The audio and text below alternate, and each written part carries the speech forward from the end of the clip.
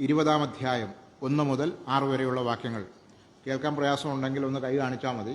എന്തെങ്കിലും തടസ്സമുണ്ടെങ്കിൽ പറയണം. എനിക്കിവിടെ നിന്ന് അത്ര ഇത് കിട്ടത്തില്ല, പ്രത്യേകിച്ച് മൈക്കും റെക്കോർഡിങ്ങും ഉള്ളതുകൊണ്ടാണ്. അല്ലെങ്കിൽ ഞാൻ കുറേ കൂടെ ഫ്രീ ആയിട്ട് ഓപ്പണായിട്ട് പറയാൻ പറ്റുമായിരുന്നു. റെക്കോർഡിങ് ഉള്ളതുകൊണ്ട് നമുക്ക് ചില പരിമിതികളുണ്ട്. അപ്പോൾ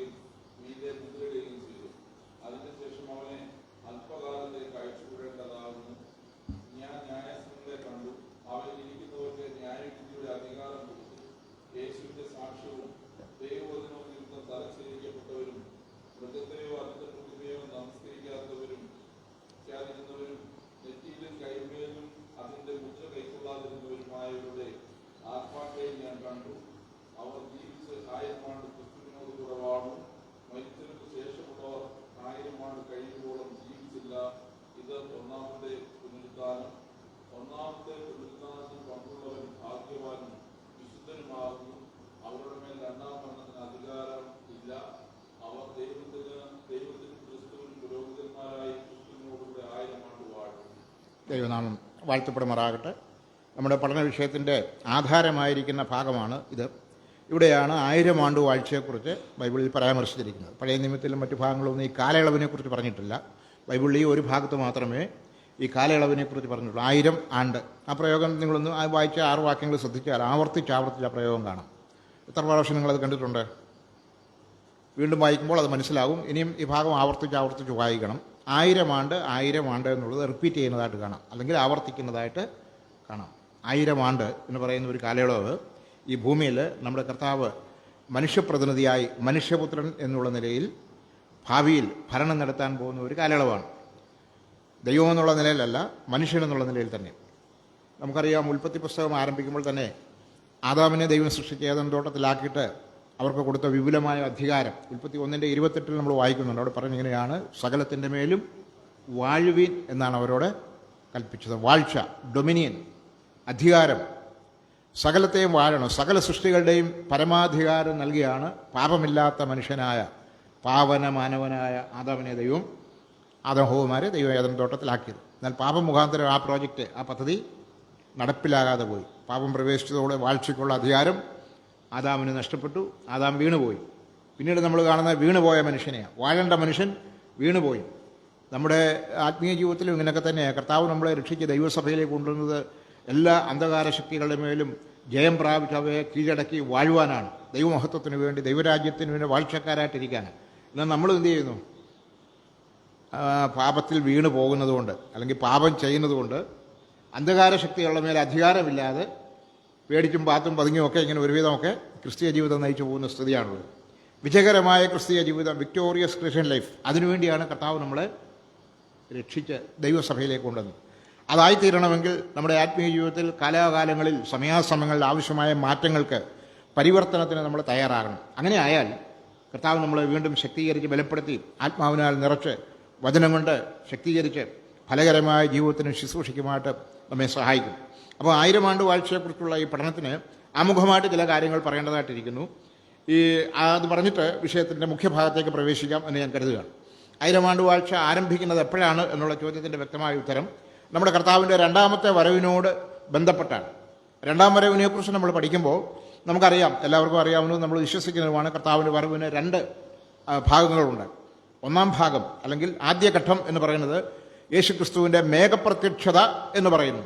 മേഘപ്രത്യക്ഷത എന്ന് പറഞ്ഞാൽ ആകാശമേഘങ്ങളിൽ നമ്മുടെ കർത്താവ് സഭയെ ചേർക്കുവാൻ വരുന്ന കാര്യമാണ്. 1 തെസ്സലോനിക്കർ 4-ാം അധ്യായത്തിലും യോഹന്നാന്റെ സുവിശേഷത്തിലും ഒക്കെ നമ്മൾ അതേക്കുറിച്ച് വായിക്കുന്നുണ്ട്. കർത്താവ് മേഘത്തിൽ വരും, സഭ ഭൂമിയിൽ നിന്ന് എടുക്കപ്പെടും. ഇങ്ങനെ നമ്മളെപ്പോഴും കർത്താവിനോടുകൂടെ ആയിരിക്കും എന്നാണ് അവിടെ നമ്മൾ വായിക്കുന്നത്. ആ സംഭവം കഴിഞ്ഞ് വീണ്ടും 7 വർഷം കൂടെ കഴിഞ്ഞിട്ടാണ് കർത്താവായ യേശുക്രിസ്തു മേഘാരൂഢനായി വരുന്നത്. ആ വരവിനെ മഹത്വ പ്രത്യക്ഷത എന്നാണ് ദൈവവചനത്തിൽ വിളിച്ചിരിക്കുന്നത്. Glorious appearance.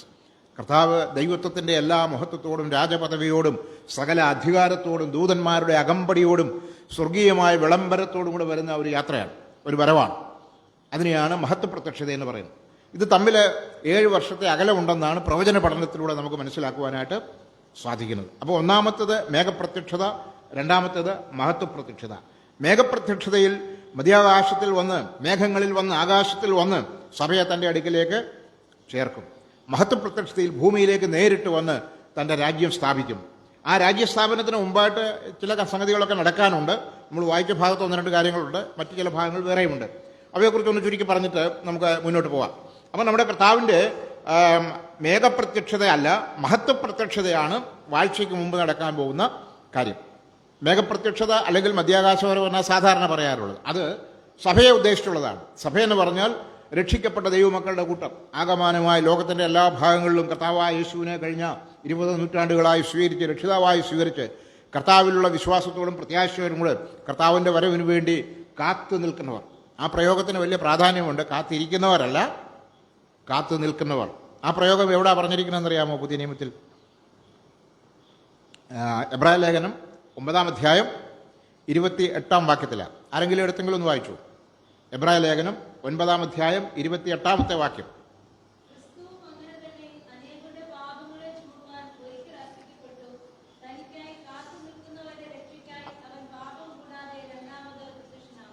കാത്തു നിൽക്കുന്നവരുടെ ആ പ്രയോഗമുണ്ടോ? നിൽക്കുന്നതും ഇരിക്കുന്നതും തമ്മിൽ വ്യത്യാസമുണ്ട്. നിൽപ്പെന്ന് പറയുന്നത് പെട്ടെന്ന് ഒരു സാഹചര്യത്തെ അഭിമുഖീകരിക്കാനുള്ള ഒരുക്കം. ഇരിക്കുകയാണെങ്കിൽ ഒന്ന് എഴുന്നേറ്റൊക്കെ വരണം. നിൽക്കുകയാണെങ്കിൽ പിന്നെ പ്രത്യേകിച്ച് എഴുന്നേൽക്കും വേണ്ട, ഓൺ ദ സ്പോട്ട് റെഡി. അത്രത്തോളം ആസന്നമായ ഒരു ഒരുക്കത്തെയാണത് കാണിക്കുന്നത്. കർത്താവിൻ്റെ വരവിന് വേണ്ടി ഈ നിലയിൽ ഒരുങ്ങി ജീവിക്കുന്നവരുടെ കൂട്ടമാണ് ദൈവസഭ. അവരെ ചേർക്കുവാനാണ് കർത്താവ് വരുന്നത്. ആ വാക്യത്തിൽ പല വിഷയങ്ങളുണ്ട്. അങ്ങോട്ട് വിശദീകരണത്തിന് പോയാൽ നമ്മൾ വിഷയത്തിൽ നിന്ന് അല്പം കൂടെ വ്യതിചലിക്കും. അതുകൊണ്ട് അവിടെ വിട്ട് ഞാൻ മുന്നോട്ട് വരികയാണ്. തനിക്കായി കാത്തു നിൽക്കുന്നവർ, നമ്മുടെ കർത്താവിന് വേണ്ടി കാത്തു നിൽക്കുന്ന ഒരു കൂട്ടം വിശുദ്ധന്മാർ ഈ ഭൂമിയിലുണ്ട്. അതിൻ്റെ ഉദാഹരണമാണ് കർത്താവ് പറഞ്ഞ കന്യകമാരുടെ ഉപമ. ആ കന്യകമാർ 10 പേരെക്കുറിച്ച് നമ്മൾ കാണുന്നുണ്ടല്ലേ. 10 പേരുടെയും ലക്ഷ്യം എന്തായിരുന്നു? ഒറ്റ ലക്ഷ്യമേ ഉള്ളായിരുന്നു. എന്തായിരുന്നു ലക്ഷ്യം? മണവാളനെ എതിരേൽക്കുക. എന്നാൽ 10 പേർക്കും ലക്ഷ്യത്തിലെത്താൻ കഴിഞ്ഞോ? ഇല്ല. എന്തുകൊണ്ടാണ് ചിലർക്കത് കഴിയാതെ പോയത്?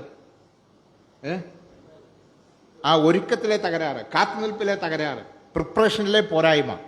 10 പേരുടെയും ആഗ്രഹം അതായിരുന്നു. 10 പേരുടെയും കയ്യിൽ വിളക്കുണ്ടായിരുന്നു, ഇല്ലായിരുന്നു? ഉണ്ടായിരുന്നു.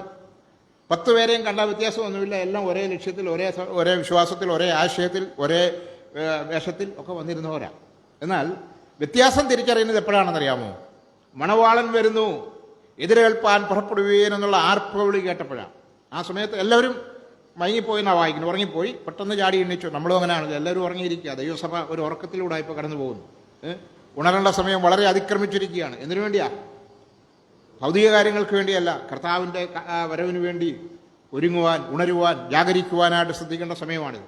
10 പേരും പെട്ടെന്ന് ചാടി എണ്ണിച്ചു, പ്രിപ്പയർ ചെയ്ത് വിളക്കൊക്കെ കത്തിക്കാൻ നോക്കി. അപ്പോഴാണ് വ്യത്യാസം മനസ്സിലായത്. 5 വിളക്കുകൾ കത്തുന്നില്ല, 5 വിളക്കുകൾ കത്തുന്നു.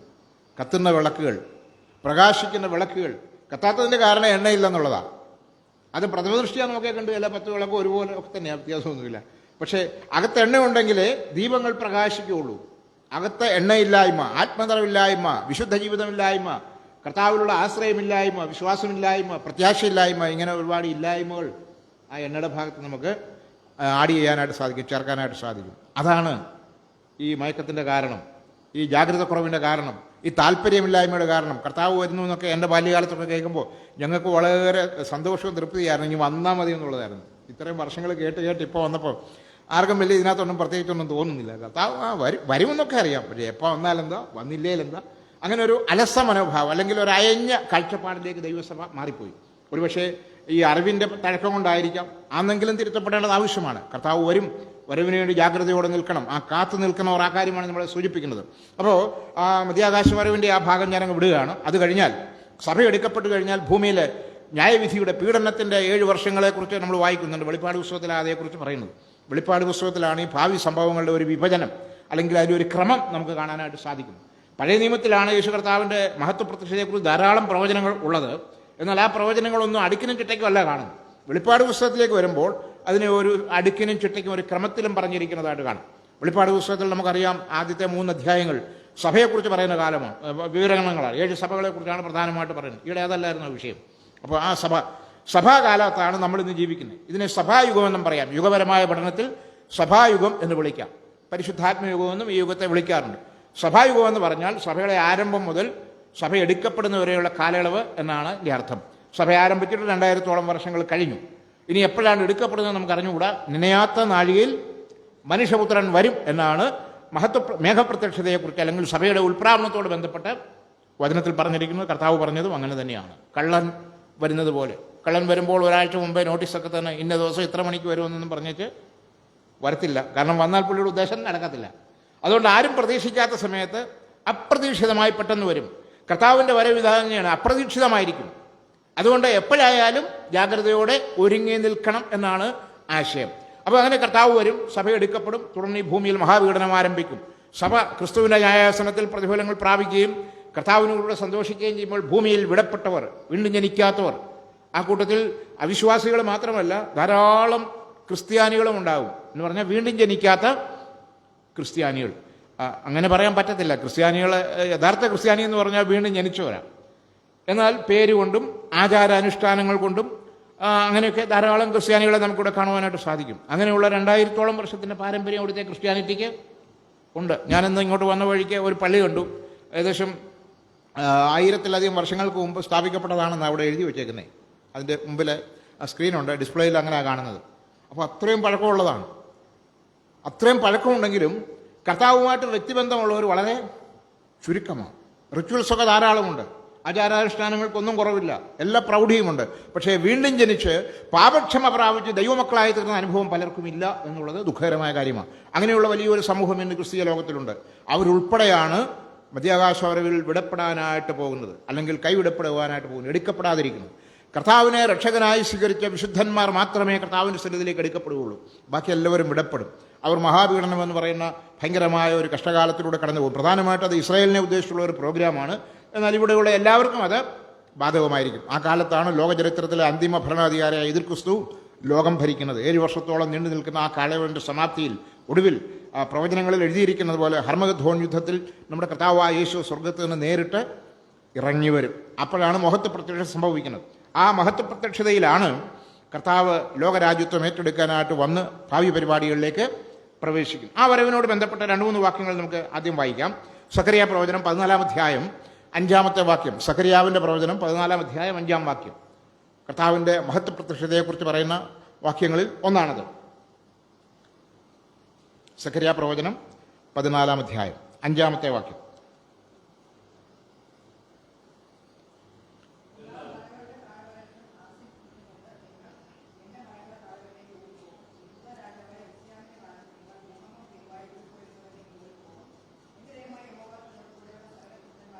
അവസാന ഭാഗം, എൻ്റെ ദൈവമായ യഹോവ തന്നോടുകൂടെയുള്ള സകല വിശുദ്ധന്മാരുമായിട്ട് വരും. വിശുദ്ധന്മാരോടുകൂടെ വരും. അപ്പോൾ കർത്താവിൻ്റെ കൂടെ വിശുദ്ധന്മാരുണ്ട്. വെളിപ്പാട് 19-ാം അധ്യായത്തിൽ നമ്മൾ വായിക്കുന്നു, സ്വർഗീയ സൈന്യങ്ങളാകുന്ന മാലാഖമാരുടെ വലിയ സംഘമുണ്ട്. വെള്ളക്കുതിരപ്പുറത്ത് കയറി സ്വർഗീയ സൈന്യത്തോടുകൂടി വരുന്നു. അപ്പോൾ ഇവരെല്ലാം അകമ്പടിയോടുകൂടിയാണ് കർത്താവ് വരുന്നത്. മേഘപ്രത്യക്ഷതയിൽ അല്ലെങ്കിൽ സഭയെ ചേർക്കാൻ വരുമ്പോഴോ അവിടെ വിശുദ്ധന്മാരൊന്നുമില്ല. കാരണം വിശുദ്ധന്മാരെ ചേർക്കാനാണല്ലോ വരുന്നത്. അവിടെ ഈ പറഞ്ഞ സ്വർഗീയ പ്രൗഢികളൊന്നും കാണുന്നില്ല. കർത്താവ് തൻ്റെ മണവാട്ടി സഭയ്ക്ക് വേണ്ടി വരുന്ന വരവാണിത്. എന്നാൽ ഈ മഹത്വ പ്രത്യക്ഷ രാജ്യസ്ഥാപനത്തിന് വേണ്ടി വരുമ്പോൾ അവൻ തൻ്റെ അടുക്കലേക്ക് ചേർക്കപ്പെട്ട മണവാട്ടി സഭയാകുന്ന വിശുദ്ധന്മാരുടെ സംഘത്തോടൊപ്പം വരും. ഒപ്പം സ്വർഗീയ ദൂതന്മാരുടെ വലിയ സൈന്യത്തോടുകൂടെ അകമ്പടിയോടുകൂടെ കർത്താവ് വരും. അങ്ങനെയാണ് നമുക്കവിടെ കാണുവാനായിട്ട് സാധിക്കും. എൻ്റെ ദൈവമായ യഹോവയും തന്നോടുകൂടെ സകല വിശുദ്ധന്മാരും വരും എന്നാണ് സഖറിയാവ് പറയുന്നത്. യേശു ക്രിസ്തുവിൻ്റെ 1-ാം വരവിനും 400-ലധികം വർഷങ്ങൾക്ക് മുമ്പ്, 500 ചുറ്റുവാനം വർഷങ്ങൾക്ക് മുമ്പാണ് സഖറിയാവ് പ്രവചനമൊക്കെ പറയുന്നതെന്ന് ഓർക്കണം. അപ്പോൾ 1-ാമത്തെയും 2-ാമത്തെയും വരവ് പ്രവചനങ്ങളുടെ ഒരു പ്രധാന വിഷയമാണ്. 1-ാം വരവ് സംഭവിച്ച കാര്യമാണ്, നമുക്കറിയാവുന്ന ചരിത്ര വസ്തുതയാണ്ടും വിശദീകരണം അതിനാവശ്യമില്ല. 1-ാം വരവിൽ അവൻ രക്ഷിക്കാനായിട്ട് വന്നു. 2-ാം വരവിലോ മേഘപ്രത്യക്ഷതയിൽ രക്ഷിക്കപ്പെട്ടവരെ ചേർക്കാനായിട്ട് വരുന്നു. 1-ാം വരവിൽ അവൻ നമ്മുടെ പ്രതിനിധിയായിട്ട് നമ്മുടെ പാപം ഏറ്റെടുക്കാനായിട്ട് വന്നു. 2-ാമത്തെ വരവിൽ തന്നെ കൈക്കൊണ്ടവരെ ചേർക്കുന്നതോടൊപ്പം അംഗീകരിക്കാത്തവരെ ന്യായം വിധിക്കുന്ന ന്യായാധിപനായിട്ട് അവിടുന്ന് വരും. 1-ാമത്തെ വരവിൽ അവിടുന്ന് കഴുതക്കുട്ടിപ്പുറത്ത് കയറിയാണ് യെരുശലേമിലേക്ക് യഹൂദന്മാരുടെ മെസ്സിയായിട്ട് ചെന്നത്. 2-ാമത്തെ വരവിൽ സ്വർഗത്തിൽ നിന്നുള്ള വെള്ളക്കുതിരപ്പുറത്ത് കയറി രാജാതിരാജാവും കർത്താവും എന്നുള്ള നാമം ധരിച്ചവനായിട്ടാണ് അവിടുന്ന് വരുവാനായിട്ട് പോകുന്നത്. 1-2 വരവുകൾ തമ്മിൽ കാതലായ വ്യത്യാസങ്ങൾ നമുക്ക് കാണുവാനായിട്ട് സാധിക്കും. അടുത്തതാണ് നമുക്കൊരു പുതിയ നിയമത്തിൽ നിന്നൊരു വാക്യം വായിക്കാം. മഹത്വ പ്രത്യക്ഷയോട് ബന്ധപ്പെട്ട് യൂദായുടെ ലേഖനം 14-15 വാക്യങ്ങൾ. പുതിയ നിയമത്തിൽ നിന്ന് യൂദായുടെ ലേഖനം വാക്യം 14-15. അവിടെയും കർത്താവിൻ്റെ മഹത്വ പ്രത്യക്ഷതയാണ് ഉദാഹരിച്ചിരിക്കുന്നത്.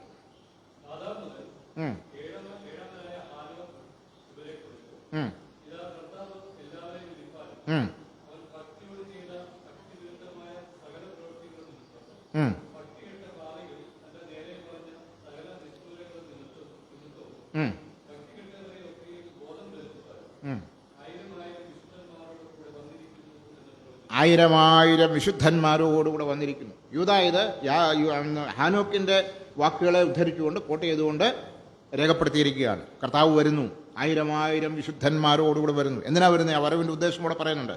അതാണ് നമ്മൾ വരുന്ന ദിവസങ്ങളിൽ വിശദമായിട്ട് ചിന്തിക്കാൻ പോകുന്നത്. അതുകൊണ്ട് ആ ഭാഗത്തേക്ക് കിടക്കുന്നില്ല. അടുത്തൊരു വാക്യം നമുക്ക് വായിക്കാം. 2 തെസ്സലോനിക്കർ 1-ാം അധ്യായത്തിൻ്റെ 6-ാമത്തെ വാക്യം. 2 തെസ്സലോനിക്കർ 1-ാം അധ്യായം 6-ാം വാക്യം.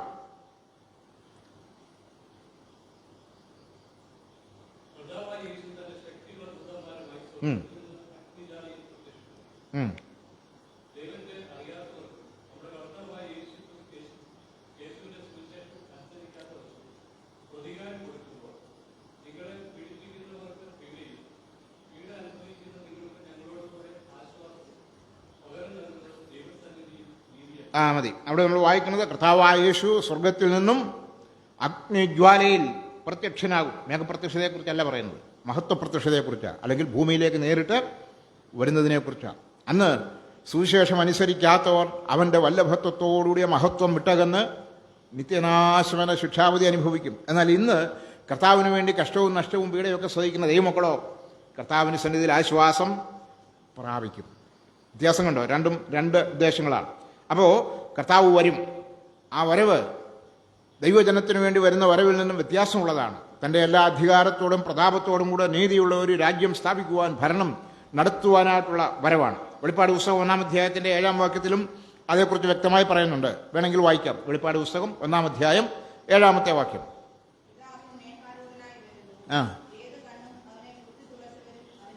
കണ്ടോ? ഇതാ അവൻ മേഘാരൂഢനായി വരുന്നു, ഏത് കണ്ണും അവനെ കുത്തിത്തുളച്ചു. അതാരാ? യഹൂദന്മാരെ ഉദ്ദേശിച്ച റോമാക്കാരും യഹൂദന്മാരും ഒക്കെ ചേർന്നാണ് എല്ലാ കാര്യങ്ങളും. അവരെല്ലാവരും എന്ത് ചെയ്യുമെന്നാണ് വായിക്കുന്നത്? കാണും. അവർ മാത്രമല്ല, ഏത് കണ്ണും കാണും. അന്ന് ഭൂമിയിൽ ജീവനോടെയുള്ള സകല മനുഷ്യരും കാണും. എന്താ കാണും? യേശു കർത്താവ് മേഘാരൂഢനായി അഗ്നിജ്വാലയിൽ സ്വർഗീയ സൈന്യങ്ങളുടെ അകമ്പടിയോട് ആ സകല പരിവാരങ്ങളോടുകൂടെ മേഘത്തിൽ ഇറങ്ങി വരുന്ന, ഭൂമിയിലേക്ക് വരുന്ന ആ കാഴ്ച കാണും. എന്നാൽ സഭയെ ചേർക്കാൻ വരുമ്പോഴോ വീണ്ടെടുക്കപ്പെട്ട ദൈവമക്കളല്ലാതെ ആരും ആ സംഭവം കാണുകയില്ല. അറിയാം. ഇത് നടന്നു കഴിഞ്ഞിട്ട്, സഭ അങ്ങ് പോയി കഴിഞ്ഞിട്ടേ ബാക്കിയുള്ളവരൊക്കെ അറിയൂ. എന്തോ അറിയുള്ളൂ? കർത്താവ് വന്നെന്നും വിശുദ്ധന്മാർ പോയെന്നും.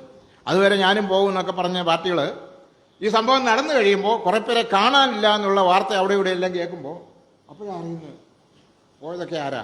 കൊള്ളാവുന്നവരൊക്കെയാണ് പോയത്, ബാക്കിയുള്ളതൊക്കെ ആരാ? കൊണ്ടുപോകാൻ കൊള്ളാത്ത സൈസാണ്. വ്യത്യാസം തിരിച്ചറിയും. നമ്മുടെ ഗതി എന്തായിത്തീരും? ആ കൂട്ടത്തിൽ പോകുമോ അതോ ഇവിടെ കിടക്കുമോ? വാസ്തവമായ കർത്താവിനെ സ്നേഹിച്ച് വചനം പ്രമാണിക്കുന്ന വിശുദ്ധന്മാരെടുക്കപ്പെടും. എത്ര സന്തോഷകരമായ കാര്യമാണിത്. എന്നാൽ മഹത്വ പ്രത്യക്ഷതയിൽ അവിടുന്ന് സ്വർഗീയമായ സകല പദവിയോടും കൂടെ വരിക. ഏത് കണ്ണും അവനെ കുത്തിത്തുളച്ചവരെ കാണുമെന്നാണ് എഴുതിയിരിക്കുന്നത്. എല്ലാവരും കാണത്തക്കോണം, കാണുവാൻ വേണ്ടി, കാണിക്കാനൂടായി വരുന്നേ. അവിടുന്ന് ആരായിരുന്നു? 1-ാം വരവിൽ അങ്ങേ പലരും തിരിച്ചറിഞ്ഞില്ല. അവനെ ഞങ്ങൾക്ക് വേണ്ട, ക്രൂശിക്കാന്നൊക്കെ ആളുകൾ പറഞ്ഞത്. 2-ാമത്തെ വരവിൽ അവനെ കുത്തിത്തുളച്ചവരും അവനെ കൊന്നവരും അതിന് സാക്ഷ്യം പറഞ്ഞവരും അവൻ്റെ രക്തം ഞങ്ങളുടെ മേൽ വരട്ടെന്ന് പറഞ്ഞവരൊക്കെ കാണും. കണ്ട് ബോധ്യപ്പെട്ട് സമ്മതിച്ച് അംഗീകരിച്ച് ഏറ്റെടുക്കുന്ന ഒരു കാലം വരും. ആ ഭാവി കാലമാണ് കർത്താവിൻ്റെ വരവിനോട് ബന്ധപ്പെട്ട് നടക്കാൻ പോകുന്നത്. സുവിശേഷത്തിലും കർത്താവ് ഇതേക്കുറിച്ച് വ്യക്തമായി പറഞ്ഞിട്ടുണ്ട്. മത്തായിയുടെ സുവിശേഷം 25-ാം അധ്യായത്തിൻ്റെ 31-ാം വാക്യം വായിക്കാം. യുഗാവസാനത്തെക്കുറിച്ച് പറയുമ്പോൾ കർത്താവ് നൽകുന്ന വിശദീകരണങ്ങളാണ് ആ കാര്യം നമ്മൾ വായിക്കുന്നത്. മത്തായിയുടെ സുവിശേഷം 25-ാം അധ്യായം 31-ാമത്തെ വാക്യം.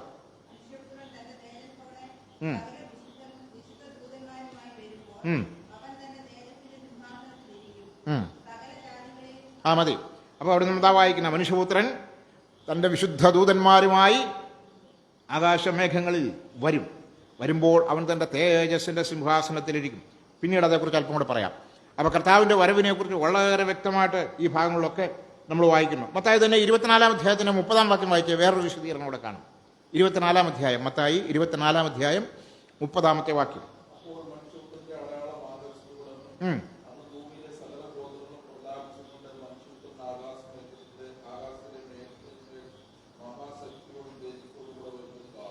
അപ്പോൾ മനുഷ്യപുത്രന്റെ അടയാളം ആകാശത്തിൽ വിളങ്ങും. നേരത്തെ വെളിപ്പാട് 1:7 നമ്മൾ വായിച്ചതിനോട് സമാനമായ ഒരു വിശദീകരണം, അല്പം വ്യത്യാസമുണ്ട്. അപ്പോൾ എന്തു ചെയ്യും? ആ ആകാശത്തിൽ മനുഷ്യപുത്രന്റെ അടയാളം വിളങ്ങുമ്പോൾ ഭൂമിയിലെ സകല ഗോത്രങ്ങളും അത് കാണും. എന്ത് കാണും? മഹാശക്തിയോടും തേജസ്സോടും കൂടെ നമ്മുടെ കർത്താവ് ഭൂമിയിലേക്ക് വരുന്ന ആ കാഴ്ച അതെല്ലാവരും കാണും. കാണേണ്ട കാര്യമാണ്. ഇന്ന് ക്രിസ്തുവിനെ വേണ്ട എന്ന് പറയുന്നവരും തിരസ്കരിക്കുന്നവരും സുവിശേഷം പറയാൻ സമ്മതിക്കാത്തവരും പറയുന്നവരെ ഉപദ്രവിക്കുന്നവരും ഒക്കെ കാണും. കണ്ടേ മതിയാവൂ. കണക്ക് പറയേണ്ടതായിട്ടും വരും. അത് പിന്നീട് വിശദീകരിക്കാം. അടുത്തതായിട്ട് സക്കറിയ പ്രവചനത്തിൽ തന്നെ നമുക്കൊരു വാക്യം കൂടെ വായിച്ച് ആ ഭാഗം അവസാനിപ്പിക്കാം. 14-ാം അധ്യായത്തിൻ്റെ 4-ാം വാക്യം, നേരത്തെ വായിച്ചതിന് തൊട്ട് മുകളിലുള്ള വാക്യം. സക്കറിയ പ്രവചനം 14-ാം അധ്യായം 4-ാമത്തെ വാക്യം.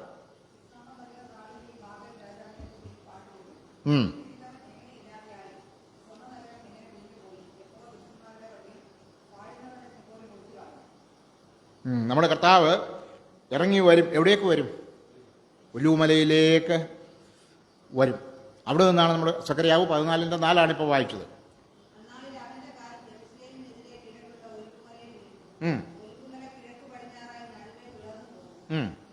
മതി. അന്നാളിൽ അവൻ്റെ കാൽ യെരുശലേമിന് കിഴക്കുള്ള ഒലിവുമലയിൽ നിൽക്കും. നമ്മുടെ കർത്താവ് സ്വർഗാരോഹണം ചെയ്ത് മേളിലോട്ട് പോയത് എവിടെ നിന്നാണ്? ഒലിവുമലയിൽ നിന്നാണ്. ഉയർത്തെഴുന്നേറ്റതിൻ്റെ ശേഷം 50-ാമത്തെ ദിവസം, അന്ന് 40-ാമത്തെ ദിവസം അന്നാണ് ഒലിവുമലയിൽ നിന്ന് സ്വർഗത്തിലേക്ക് പോയത്. അപ്പോസ്തല പ്രവൃത്തി 1-ാം അധ്യായത്തിൽ നമ്മൾ വായിക്കുന്നത്, ശിഷ്യന്മാർ കർത്താവിൻ്റെ വേർപാടിൽ അല്ലെങ്കിൽ വിട്ടുപോയപ്പോൾ ഒരല്പം വിഷമത്തോടെയൊക്കെ നിൽക്കുമ്പോൾ, മേളിലോട്ട് നോക്കി നിൽക്കുമ്പോൾ വെള്ളവസ്ത്രധാരികളായ 2 പുരുഷന്മാർ വന്ന് അവരോട് പറഞ്ഞു. എന്താ പറഞ്ഞേ? ഗലീല പുരുഷന്മാരെ, നിങ്ങൾ ആകാശത്തിലേക്ക് നോക്കി നിൽക്കുന്നത് എന്ത്? നിങ്ങളെ വിട്ട് സ്വർഗത്തിലേക്ക് പോയവനായ കർത്താവായ യേശു പോയതുപോലെ വീണ്ടും വരും. എവിടുന്നാ പോയത്? ഒലിവുമലയിൽ നിന്നാണ് പോയത്. എങ്ങോട്ടാ പോയത്? സ്വർഗത്തിലേക്ക്, പിതാവിൻ്റെ അടുക്കിലേക്ക്. എവിടുന്നാ വരുന്നത്? സ്വർഗത്തിൽ നിന്നാണ് വരുന്നത്. എങ്ങോട്ടാ വരുന്നത്? ഒലിവുമലയിലേക്കാണ് വരുന്നത്. സക്കറിയാവ് 14:4 അതാണ് പറഞ്ഞിരിക്കുന്നത്. അന്നാളിൽ അവൻ്റെ കാൽ യെരുശലേമിന് കിഴക്കുള്ള ഒലിവുമലയിൽ നിൽക്കും. ഈ ഭൂമിയിൽ നിന്ന് പോയതുപോലെ തന്നെ ഈ ഭൂമിയിലേക്ക് നമ്മുടെ കർത്താവ് മടങ്ങി വരും. വളരെ വ്യക്തമായിട്ട് പ്രവചനം മുൻകൂട്ടി പറഞ്ഞിരിക്കുക. ഇതും സക്കറിയാവിൻ്റെ പ്രവചനമാണ്. കർത്താവിൻ്റെ 1-ാം വരവിന് മുമ്പ് രേഖപ്പെടുത്തിയ കാര്യമാണ്. ഇതുപോലെ രേഖപ്പെടുത്തപ്പെട്ട, മുൻകൂട്ടി തീരുമാനിക്കപ്പെട്ട പദ്ധതിയും പ്രോഗ്രാമുമുള്ള ഏതെങ്കിലും മഹാൻ ലോകത്തിലുണ്ടോ? ഏതെങ്കിലും അവതാരമുണ്ടോ? ഏതെങ്കിലും വ്യക്തിയുണ്ടോ? ഒരാളുമില്ല. അതാണ് നമ്മുടെ കർത്താവിൻ്റെ ശ്രേഷ്ഠത. അതുകൊണ്ടാണ് നമ്മൾ യേശുക്രിസ്തുവിൽ വിശ്വസിക്കുന്നതും യേശുവിൻ്റെ സുവിശേഷം പ്രസംഗിക്കുന്നതും. എത്രയോ മുൻകൂട്ടി നിശ്ചയിച്ച ദൈവിക കാര്യപരിപാടികളായ ഇതിലൊരു വള്ളി പുള്ളി വ്യത്യാസം വരുത്തുവാൻ ലോകരാഷ്ട്രങ്ങൾക്കോ ഭരണാധികാരികൾക്കോ യാതൊരു ശക്തിക്കുമോ കഴിയുകയില്ല. ഈ തിരുവെഴുത്തുകളുടെ കൃത്യത വളരെ വ്യക്തമാണ്. ഇതിൽ പറഞ്ഞിരിക്കുന്നത് പോലെ വളരെ കൃത്യമായി തന്നെ അവ സംഭവിക്കും. നമ്മുടെ കർത്താവ് മടങ്ങി വരും. അപ്പോൾ യേശുക്രിസ്തുവിൻ്റെ ആ മഹത്വ പ്രത്യക്ഷത, അതിനോട് ബന്ധപ്പെട്ടാണ് രാജ്യസ്ഥാപനവും ഭാവി കാര്യങ്ങളൊക്കെ ഇരിക്കുന്നത്. ആ വരവിനോട് ബന്ധപ്പെട്ട പ്രധാനപ്പെട്ട ചില വാക്യങ്ങളാണ് നമ്മളിപ്പോൾ വായിച്ചു കേട്ടത്. കർത്താവിൻ്റെ വരവിൻ്റെ 1-ാം ഭാഗമായ സഭയുടെ ഉൽപ്രാവണത്തോട് ബന്ധപ്പെട്ട കാര്യങ്ങൾ നമുക്ക് അറിയാവുന്നതുകൊണ്ടാണ് അങ്ങോട്ട് ഞാൻ കടക്കാതിരുന്നത്. ഇനിയും ഈ കർത്താവ് ഭൂമിയിലേക്ക് വന്നു കഴിഞ്ഞിട്ട് ചെയ്യാൻ പോകുന്ന പല കാര്യങ്ങളുണ്ട്. അതിൽ 2-3 കാര്യങ്ങൾ പറഞ്ഞിട്ട് മുഖ്യഭാഗത്തേക്ക് പോകാം. രണ്ടാമതാണ് നമ്മൾ ചിന്തിക്കുന്നത് 20-ാം അധ്യായത്തിൽ വെളിപ്പാട് പുസ്തകം നമ്മൾ വായിച്ചല്ലോ. അതിൻ്റെ ആദ്യത്തെ 3 വാക്യങ്ങൾ ഒന്നുകൂടെ വായിക്കാം. വെളിപ്പാട് പുസ്തകം 20-ാം അധ്യായത്തിൻ്റെ 1 മുതൽ 3 വരെയുള്ള വാക്യങ്ങൾ.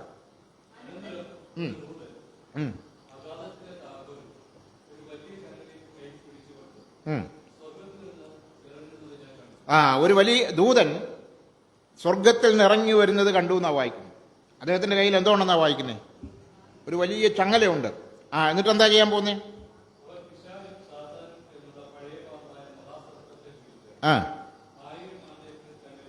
1000 ആണ്ടേക്ക് ചങ്ങലയിട്ടു. നമ്മുടെ കർത്താവിൻ്റെ വരവിൽ രാജ്യസ്ഥാപനത്തിന് മുമ്പ് നടക്കുന്ന ചില കാര്യങ്ങളുണ്ട്. അതിൽ ഒന്നാമത്തേതാണ് ഇപ്പം നമ്മൾ വായിച്ചത്. എന്താ അത്?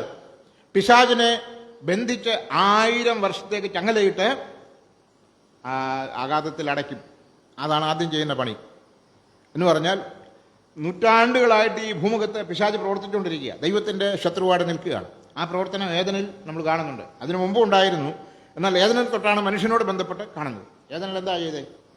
ആദം ഹവ്വമാർ മാത്രമുള്ളപ്പോൾ ആ പാപമില്ലാത്ത നിഷ്കന്മഷ യുഗത്തിൽ ദൈവത്തോട് ചേർന്ന് നിൽക്കേണ്ട മനുഷ്യരെ വഴിതെറ്റിച്ച് പാപം ചെയ്യിപ്പിച്ചു. പ്രത്യേകിച്ച് ഹവ്വായെ നമ്മൾ പുതിയ നിയമത്തിൽ വായിക്കുന്നുണ്ട്. സർപ്പം ഹവ്വായെ എന്ത് ചെയ്തു?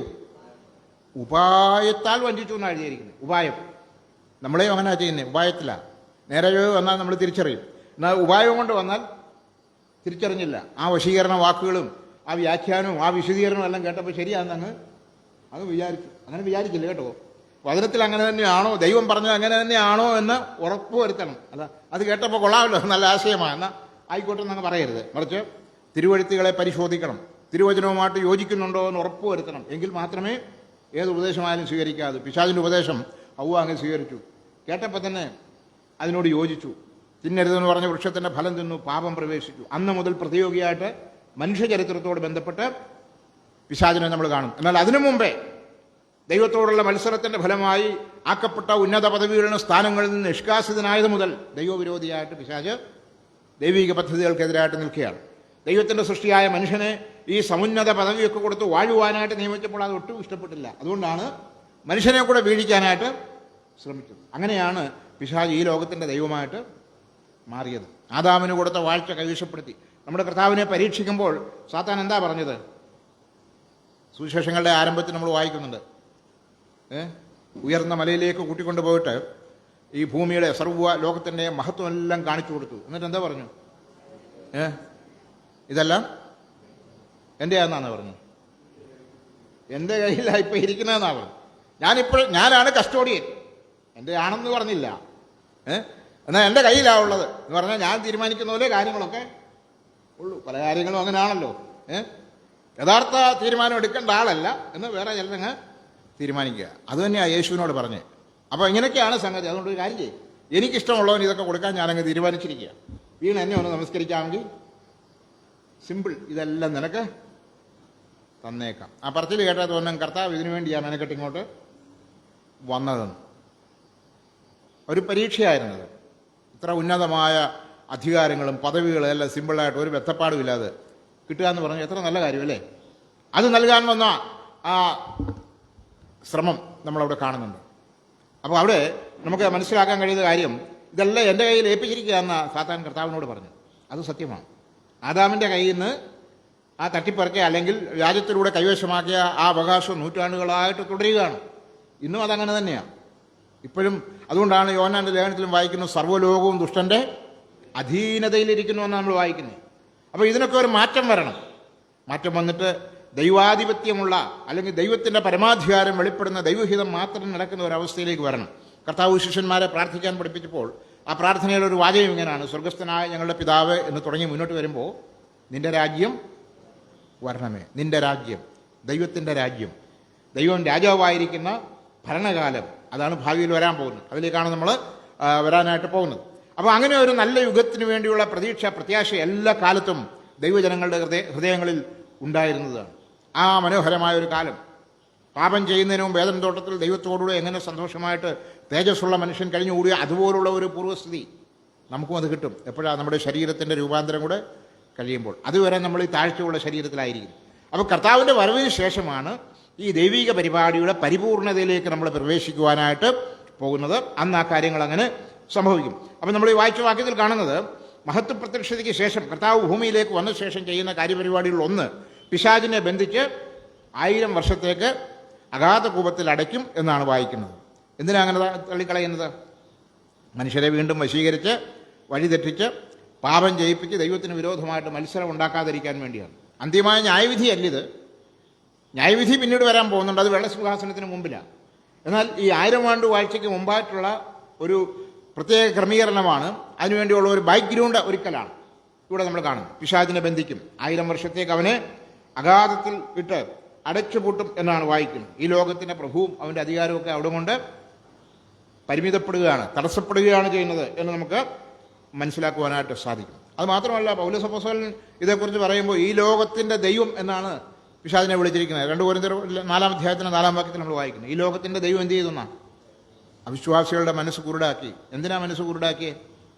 തേജസ്സുള്ളവനായ നമ്മുടെ കർത്താവായ യേശുവിൻ്റെ സുവിശേഷത്തിൻ്റെ വെളിച്ചം പ്രകാശിക്കാതിരിക്കാൻ. അതുപോലെ തന്നെ പലപ്പോഴും നമ്മൾക്കും ഈ കുരുട്ടൊക്കെ അനുഭവപ്പെടാറുണ്ട്. വചനത്തിൻ്റെ പ്രകാശനമൊന്നും കിട്ടാതെ, ശരിയായ വെളിച്ചമൊന്നും ഇല്ലാതെ, ഒരുമാതിരിയൊക്കെ അന്ധതയിൽ ഇങ്ങനെ തപ്പിത്തടഞ്ഞു പോകുന്ന ഒരു ആത്മീയ ജീവിതം. ശരിയായ വെളിച്ചവും പ്രകാശവും ആത്മീയ ജീവിതത്തിൽ വചനത്തിലൂടെ നമുക്ക് ലഭിക്കണം. ആ പ്രകാശമാണ് നമ്മളെ വിജയകരമായ ജീവിതത്തിലേക്ക് നയിക്കുന്ന ഘടകം എന്നുള്ളത് തിരിച്ചറിയണം. അപ്പോൾ ഈ ലോകത്തിൻ്റെ ദൈവമായിട്ടാണ് പിശാചിനെ ദൈവവചനത്തിൽ നമ്മൾ കാണുന്നത്. അത് അവന് വാസ്തവത്തിലുള്ള ഒരു പദവിയൊന്നുമല്ല, വ്യാജരൂപത്തിൽ വെച്ചിരിക്കുകയാണ്. സർവശക്തനായ ദൈവത്തിൻ്റെ അധികാരം കവർന്നെടുത്തുകൊണ്ട് ദൈവമാകാൻ ശ്രമിച്ചവൻ പറ്റുന്നിടത്തോളമൊക്കെ ആയി ഇങ്ങനെ ഇരിക്കുകയാണ്. എന്നാൽ ഇതിനൊരു അറുതി വരുത്തുന്ന കാലമുണ്ട്. ആ അറുതി വരുത്തുന്ന കാലത്തിൻ്റെ ഒന്നാമത്തെ സ്റ്റെപ്പാണ് നമ്മളിപ്പോൾ കാണുന്നത്. യേശു കർത്താവ് ആകാശമേഘങ്ങളിൽ മഹിമയോടും പ്രതാപത്തോടും കൂടി മടങ്ങി വരുമ്പോൾ തൻ്റെ രാജ്യസ്ഥാപനത്തിനും തൊട്ടു മുമ്പായിട്ട് സാത്താനെ ബന്ധിച്ച് 1000 വർഷത്തേക്ക് ചങ്ങലയിട്ട് അഗാധ കൂപത്തിലടയ്ക്കും എന്ന് ദൈവവചനം വെളിപ്പെടുത്തിയിരിക്കുകയാണ്. അവിടെ 1000 വർഷം എന്നുള്ള പ്രയോഗം നമ്മൾ കാണുന്നുണ്ട്. കാരണം വരാൻ പോകുന്ന 1000 വർഷം ഏത് കാലമാണ്?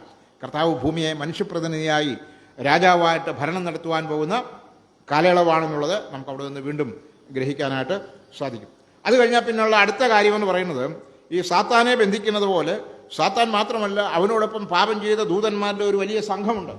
അശുദ്ധാത്മാക്കൾ, ദുരാത്മാക്കൾ എന്നൊക്കെ അറിയപ്പെടുന്ന വലിയൊരു പട തന്നെയുണ്ട്, വലിയൊരു കൂട്ടം തന്നെയുണ്ട്. എഫെസ്യ ലേഖനം 6-ാം അധ്യായത്തിൽ നമ്മൾ അവരെക്കുറിച്ച് വായിക്കുന്നുണ്ട്. 12-ാം വാക്യത്തിൽ വാഴ്ചകളെന്നും അധികാരങ്ങളെന്നും അന്ധകാരത്തിൻ്റെ ലോകാധിപതികളെന്നും സ്വർലോകങ്ങളിലെ ദുഷ്ടാത്മസേനകളെന്നൊക്കെ അവരെക്കുറിച്ച് വായിക്കുന്നു. അത് പിശാചിനോടുകൂടെ അവൻ്റെ ഗ്രൂപ്പിൽപ്പെട്ട പാപം ചെയ്ത ദൂതന്മാരുടെ ഇതര വിഭാഗങ്ങളെയാണ് കാണിക്കുന്നത്. നമുക്കറിയാം, സുവിശേഷങ്ങളിലൊക്കെ കർത്താവ് അനേകം ഭൂതങ്ങളെ പുറത്താക്കി, അശുദ്ധാത്മാക്കളെ പുറത്താക്കി എന്നൊക്കെ വായിക്കുന്നുണ്ട്, അല്ലേ? സ്വതന്ത്രമായി മനുഷ്യരുടെ മധ്യേ പ്രവർത്തിക്കുന്ന ഇത്തരം അശുദ്ധാത്മാക്കളും ഭൂതങ്ങളും ഒക്കെ ധാരാളമുണ്ട്. ഈ ദേശത്തും ധാരാളം കാണാം. സത്യദൈവമല്ലാതെ ഏതെല്ലാം ദൈവമാണെന്നുള്ള സങ്കല്പത്തിൽ പൂജയും ആരാധനയും ഒക്കെ നടക്കുന്നുണ്ടോ അതെല്ലാം ഏതാ? ദുരാത്മാക്കളാണ്, ഭൂതങ്ങളാണ്, അശുദ്ധാത്മാക്കളാണ്. സാത്താൻ്റെ അധികാര പരിധിയിൽപ്പെട്ട പാപം ചെയ്ത മനുഷ്യനെ വശീകരിക്കുന്ന, തെറ്റിക്കുന്ന ദൂതന്മാരാണ്. നമ്മളിവിടെ കാണുന്ന എല്ലാ വിഗ്രഹാരാധനാ കേന്ദ്രങ്ങളിലും ഉള്ളത് അതുതന്നെയാണ്. ഈ വരുന്ന വഴിക്കൊക്കെ ഒന്ന് ശ്രദ്ധിക്കാമെങ്കിൽ മുട്ടിന് ഇതുപോലത്തെ ധാരാളം കാണാം. ഭവനങ്ങളിൽ സേവിക്കുന്നത്, അതുപോലെ പൊതുസ്ഥലങ്ങളിൽ ഉള്ളത് ഒത്തിരിയുണ്ട്. വിശദീകരിക്കുവാനായിട്ട് ആഗ്രഹമുണ്ടെങ്കിലും അതിൻ്റെ സമയപരിധി എന്നെ അനുവദിക്കുന്നില്ല. ഞാൻ മുന്നോട്ട് കടന്നു പോട്ടെ. അങ്ങനെയുള്ളവയ്ക്കും നിരോധനം ഏർപ്പെടുന്ന കാലമായിരിക്കും നമ്മുടെ കർത്താവിൻ്റെ ഭരണകാലം. വായിക്കാം നമുക്ക് യെശയ്യാ പ്രവചനം 24-ാം അധ്യായത്തിൻ്റെ 21-ഉം 22-ഉം വാക്യങ്ങൾ. യെശയ്യാ പ്രവചനം 24-ാം അധ്യായം.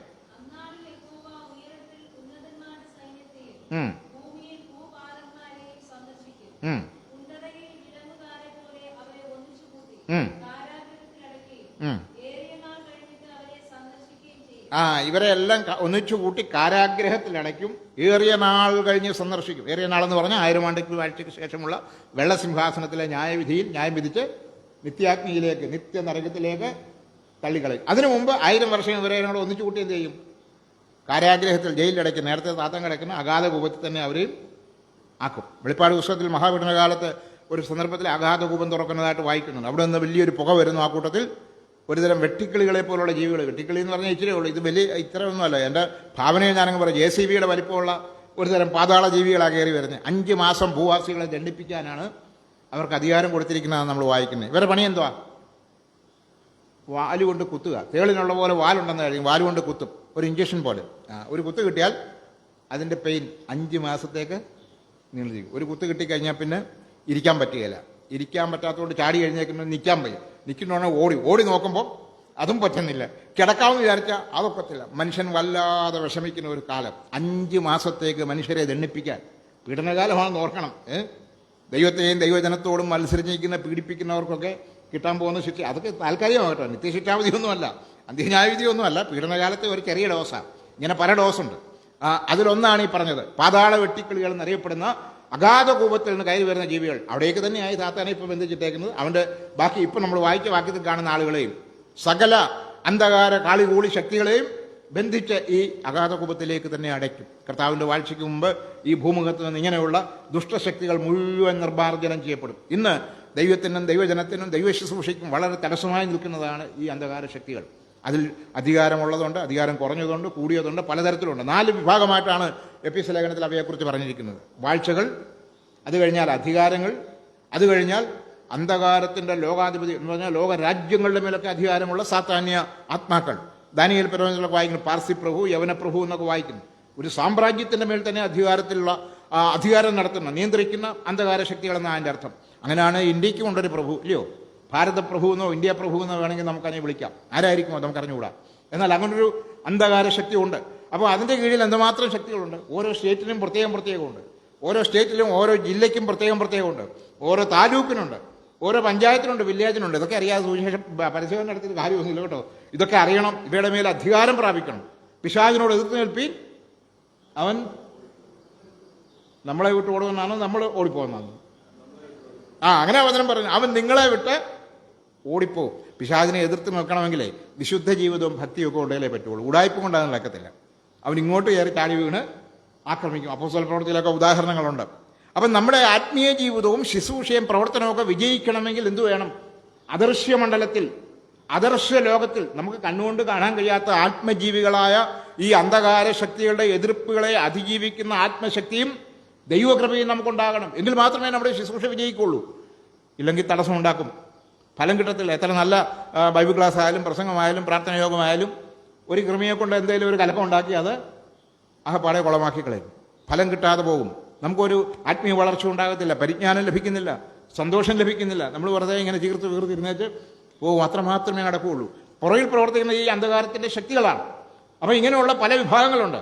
വാഴ്ചകൾ, അധികാരങ്ങൾ, അന്ധകാരത്തിൻ്റെ ലോകാധിപതികൾ, അതിനും മേളിൽ ആകാശത്തിലെ അധികാരങ്ങളെന്ന് വായിക്കും. എന്ന് പറഞ്ഞാൽ എയർഫോഴ്സ്, സാത്താൻ്റെ എയർഫോഴ്സേ അതുകൊണ്ട് അവരിങ്ങനെ അന്തരീക്ഷ മണ്ഡലത്തിൽ ചുറ്റി നടക്കുക. പിശാചിൻ്റെ പണി അതാണല്ലോ. യോബിൻ്റെ പുസ്തകത്തിലൊക്കെ നമ്മൾ വായിക്കുന്നുണ്ട്. അവർ വിപുലമായ അധികാരവും ശക്തിയുള്ളവരാണ് അവർ. ഇവരെല്ലാം നമുക്ക് വിരോധമായിട്ടുള്ളത്. എന്നാൽ പേടിക്കണ്ട, ഇവനൊക്കെ എത്ര അധികാരം ഉണ്ടെന്ന് പറഞ്ഞാലും അതിനേക്കാളെല്ലാം അധികാരമുള്ളവനാണ് നമ്മുടെ കർത്താവ്. ഉയർത്തെഴുന്നേറ്റ് സ്വർഗത്തിലേക്ക് പോകുമ്പോൾ യേശു പറഞ്ഞ അവസാന വാക്കുകൾ എന്തുവാ? സ്വർഗത്തിലും ഭൂമിയിലും, സ്വർഗത്തിലും ഭൂമിയിലും. ബാക്കി എന്തുവാ? സകല അധികാരം എനിക്കുണ്ടെന്നാണ്. സകല അധികാരവും, സകല അധികാരവും, സ്വർഗത്തിലും ഭൂമിയിലും സകല അധികാരമുള്ള വേറെ ആരുണ്ട്? ഈ പറഞ്ഞ ആർക്കെങ്കിലും ഉണ്ടോ? നമ്മളിപ്പോൾ നേരത്തെ പറഞ്ഞ ആ കൂട്ടത്തിൽ ആർക്കെങ്കിലും ഉണ്ടോ? ചിലർക്ക് ആകാശത്തിൻ്റെ കുറേ ഭാഗത്ത്, സ്വർഗത്തിലെല്ലാം ആകാശത്തിൻ്റെ കുറേ ഭാഗത്ത് മാത്രമുണ്ട്. ചിലർക്ക് ഭൂമിയുടെ ചില ഭാഗത്തുണ്ട്.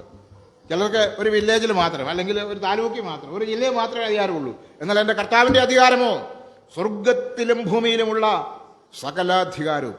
ഇത്ര സർവാധികാരം പ്രാപിച്ച നായകൻ വേറെ ആരുണ്ട്? അത് ആരുമില്ലെന്നാ ചെറിയാൻ സാറ് പാടിയിരിക്കുന്നു. സ്വർഗത്തിലും ഈ ഭൂമിയിലും സർവാധികാരം പ്രാപിച്ച നാഥൻ. ആ കർത്താവിനെയാണ് നമ്മൾ വിശ്വസിക്കുന്നത്, ആ കർത്താവിനെയാണ് നമ്മൾ സേവിക്കുന്നത്, ആ ദൈവത്തെയാണ് നമ്മൾ ആരാധിക്കുന്നത്. അങ്ങനെയാണെങ്കിൽ ആ കർത്താവ് മുഖാന്തരം നമുക്ക് ജയം ഉണ്ട്. നമ്മുടെ കർത്താവായ യേശു ക്രിസ്തു മുഖാന്തരം നമുക്ക് ജയം നൽകുന്ന ദൈവത്തിന് സ്തോത്രം. ഉറക്കെ പറയേണ്ടതാ അത്. ജയമുണ്ടല്ല ഉറക്കെ പറയാനൊക്കെയുള്ളൂ, അല്ലയോ? നമ്മുടെ കർത്താവായ യേശു ക്രിസ്തു മുഖാന്തരം നമുക്ക് ജയം നൽകുന്ന ദൈവത്തിന് സ്തോത്രം. നമുക്ക് ജയം നൽകുന്ന ഒരു ദൈവം, ജയാളിയായ ഒരു രക്ഷിതൻ, സർവാധികാരമുള്ള ഒരു നാഥൻ. ആ കർത്താവിനെയാണ് നമ്മൾ സ്നേഹിക്കുകയും സേവിക്കുകയും ആരാധിക്കുകയും ചെയ്യുന്നത്. അതോർത്ത് നമുക്ക് സന്തോഷിക്കാം, ദൈവത്തെ മഹത്വപ്പെടുത്താം. അപ്പം പിശാചിനെ ബന്ധിക്കുമെന്ന് മാത്രമല്ല, പൈശാചിക ഗണങ്ങൾ മുഴുവൻ ബന്ധിതരായി തീരുമെന്നാണ് ഇവിടെ നമുക്ക് മനസ്സിലാക്കുവാൻ കഴിയുന്നത്. യെശയ്യാ പ്രവാചകൻ അങ്ങനെയാണ് രേഖപ്പെടുത്തിയിരിക്കുന്നത്. അവരെ എല്ലാം ഒന്നിച്ചു കൂട്ടി അഗാധകൂപത്തിലടയ്ക്കും. നമ്മുടെ രാജ്യത്ത് തന്നെ ദൈവങ്ങളെക്കുറിച്ച് പറയുമ്പോൾ ഹൈന്ദവ വിശ്വാസം അനുസരിച്ച് 33 കോടി ദൈവദേവന്മാരുണ്ടെന്നാണ് പറയുന്നത്, ഇല്ലയോ? അങ്ങനെ പറഞ്ഞത്. പക്ഷേ ഒരു 30 എണ്ണത്തിൻ്റെ എങ്കിലും പേര് പറയാൻ പറ്റില്ല. കോടിയൊന്നും വേണ്ട, അല്ല ഒരു 100 എണ്ണം എണ്ണി പറിക്കാൻ പോലും കിട്ടത്തില്ല. പക്ഷേ ഈ പറഞ്ഞ കാര്യം സത്യമാണ്. ഇതേതായി 33 കോടി നേളി പറഞ്ഞിരിക്കുന്ന ആ പാർട്ടികളാണ്. ഈ വാഴ്ചകൾ, അധികാരങ്ങൾ, അന്ധകാരത്തിൻ്റെ ലോകാധിപതികൾ, സ്വർലോകങ്ങളിലെ ദുഷ്ടാത്മസേന എന്ന് പറഞ്ഞ ആ ടീമാണ്. ഇതെല്ലാം ഉള്ളതാണ്, സത്യമാകട്ടോ. പക്ഷേ ഇതൊന്നും ഓർത്ത് മേടിക്കേണ്ട കാര്യമൊന്നുമില്ല.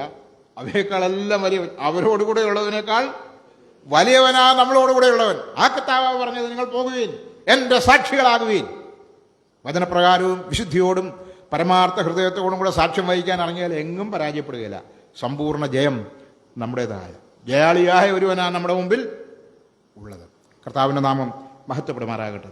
സാത്താന്യ ഗണങ്ങൾ അല്ലെങ്കിൽ ദുരാത്മാക്കൾ, അശുദ്ധാത്മാക്കൾ, ഭൂതങ്ങൾ, സാത്താനോട് ചേർന്ന് നിൽക്കുന്ന എല്ലാ അന്ധകാര ശക്തികളും ആ കാലത്ത് ബന്ധിക്കപ്പെട്ടിരിക്കും. അതാണ് അടുത്ത കാര്യം. മറ്റൊന്ന്, സക്കറിയ പ്രവചനത്തിലേക്ക് നമുക്കൊന്ന് പോകാം. 13-ാം അധ്യായത്തിൻ്റെ 2-ാമത്തെ വാക്യം വായിക്കാം. സക്കറിയ പ്രവചനം 13-ാം അധ്യായത്തിൻ്റെ 2-ാമത്തെ വാക്യം.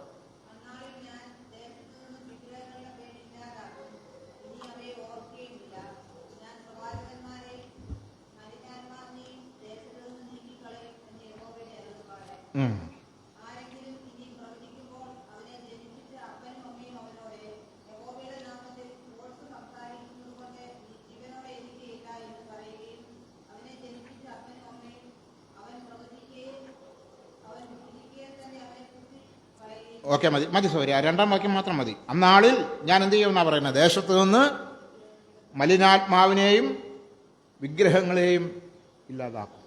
ഇന്ന് ദേശത്ത് നിറച്ചാതാ, ഇല്ലയോ? അതാ ദേശത്തിൻ്റെ ശാപം. ചില ദേശങ്ങളിൽ ചെന്നാൽ ഭയങ്കര അന്ധകാരമാണ് നമ്മൾ കാണുന്നത്. ഒരു സൗര്യവുമില്ല, സ്വസ്ഥതയുമില്ല. എന്നാൽ അന്നാളിൽ ഇവയെല്ലാം എന്ത് ചെയ്യും? ദേശത്ത് നിന്ന് ഇല്ലാതാക്കും, ദേശം ഒന്ന് ക്ലീൻ ചെയ്യുമെന്ന്. അത് നല്ലതാണ്. അത് കർത്താവിൻ്റെ വാഴ്ചയ്ക്ക് മുന്നോടിയായി ചെയ്യുന്ന ഒരു പ്രവൃത്തിയായിട്ടാണ് കാണുന്നത്. ഈ കാര്യമൊക്കെ സംഭവിച്ചതിന് ശേഷമാണ് 1000 ആണ്ട് വാഴ്ച ആരംഭിക്കും. ഇതിനോട് സമാനമായ ഒരു വാക്യം മീഖാപ്രവചനത്തിലുണ്ട്. മീഖാപ്രവചനം 5-ാം അധ്യായത്തിൻ്റെ 13-14 വാക്യങ്ങൾ. ഇപ്പോൾ വായിച്ച ആശയങ്ങൾ അവിടെ വീണ്ടും നമുക്ക് കാണാം. മീഖാപ്രവചനം 5-ാം അധ്യായം 13-14.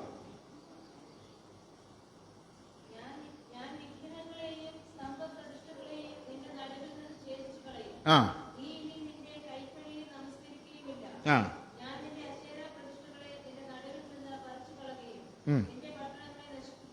മതി. അവിടെ നമ്മൾ വായിക്കുന്നു, അന്ന് എന്ത് ചെയ്യുമെന്നാ?